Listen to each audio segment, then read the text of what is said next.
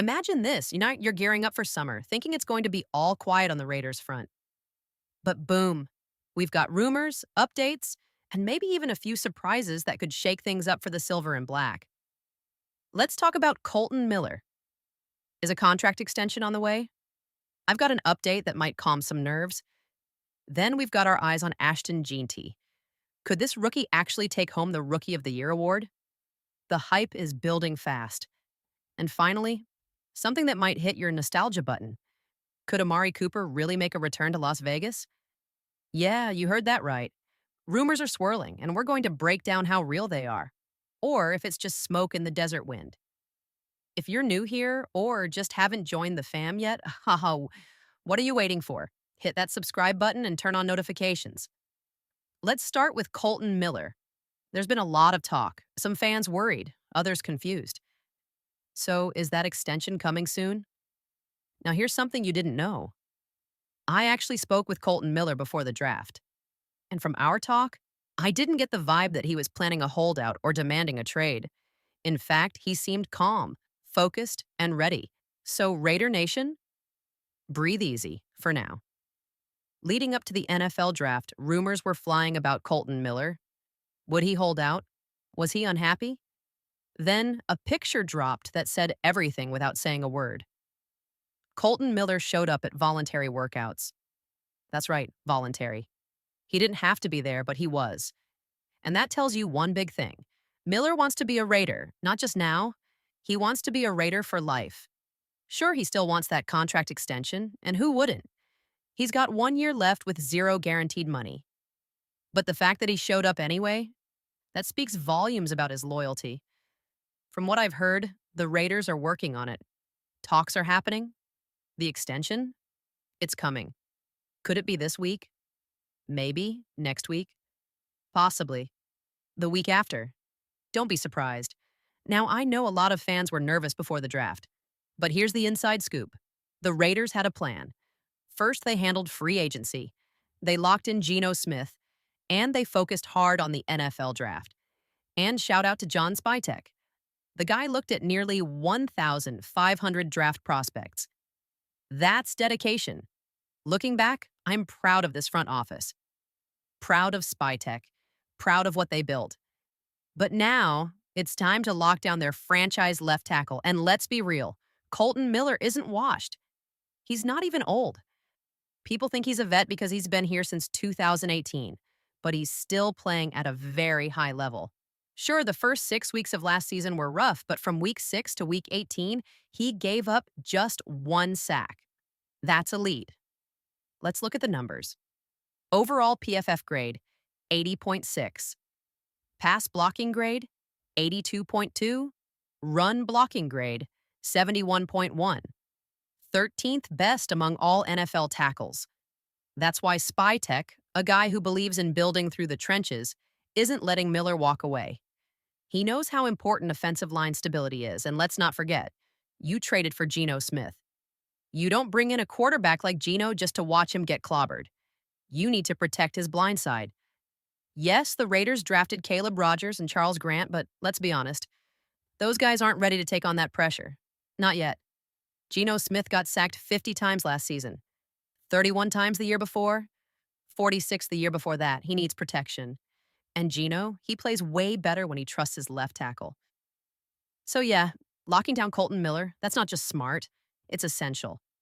If the Raiders want the best version of Geno Smith, there's one thing they must do: keep Kolton Miller at left tackle. But it's not just about talent, it's about leadership. Kolton might not be the loudest guy in the locker room. And honestly, that's fine. In today's NFL, leadership isn't always about shouting, it's about showing up. And that's exactly what Miller's done. Voluntary workouts, he's there. Consistently, quietly, setting the tone. He's been a team captain for 3 years, and his teammates respect him. Not just for his play, but for who he is. Here's a perfect example. A couple of years back, I was in a charity eating contest with Jermaine Illuminor. Who randomly shows up? Kolton Miller. He wasn't scheduled to be there, just showed up and said, "Hey, I'll do it too." Same thing happened the year before with Jonathan Hankins. That's just who Miller is, a guy who shows up for his teammates. And that kind of teammate, That kind of leader. Pete Carroll and John Spytek love those guys. They know football isn't just about stats. It's about building something special. Now let's talk business.